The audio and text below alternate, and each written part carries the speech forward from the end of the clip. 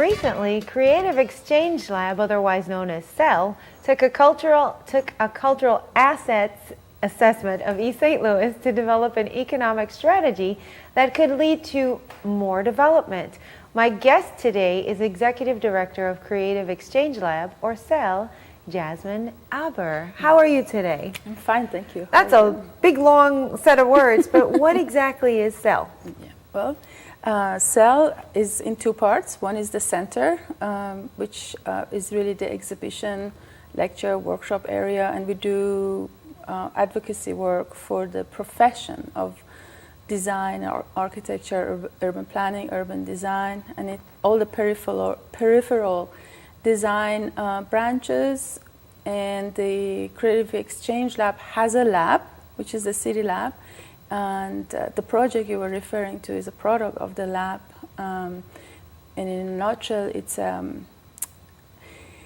it's about social innovation and how architecture and design can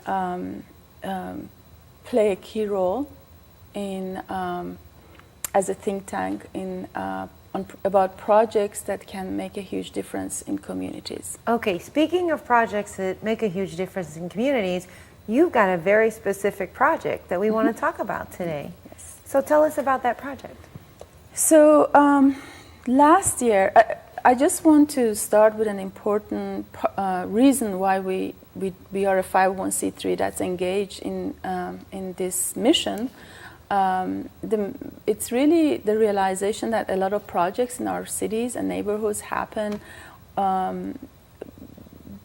they're developer driven. So unless there is a profit to be made, a lot of projects don't happen, and especially in cities that have a weak tax base due to the downfall of the economy, the post-industrial economy. At any rate, the project we're doing in St. Louis is a great example. I was working on another project in East St. Louis, in Lansdowne, as a matter of fact, and found out that House of Miles Davis is there accidentally, and then within short walking distance is the Katherine Dunham Museum. And then guess what? Jackie Joyner Kersey is around the corner, and I'm like, my goodness, this is amazing, because oh great, there are the images. Yeah, there's an image up on the screen right now. It's actually right across the river from St. Louis. So on the right of the screen is St. Louis. And on the left of the screen, St. Louis City. And as you can see, there has been so much conversation about what to do or what would be appropriate on the other side of the river. And it turns out that if you create this cultural campus that is about these legends, and actually I just got hold of a book that by Mr. Petty and Miss Tiffany.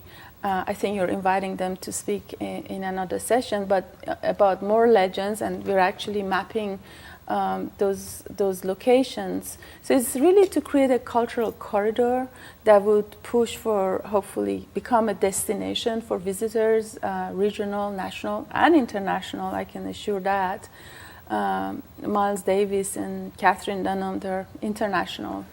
So basically then your project is bringing recognition and restoration to some of these amazing sites that no one really realized were in East St. Louis, and making them a destination for people in St. Louis as well as people who may come from outside of the area. Absolutely. It really deserves to change the narrative about East St. Louis, and I think if the infrastructure is created to support the sort of vision that we've come up with, the community and various community centers we're involved with. Our primary partner is Harris-Stowe University, which is an HBCU, and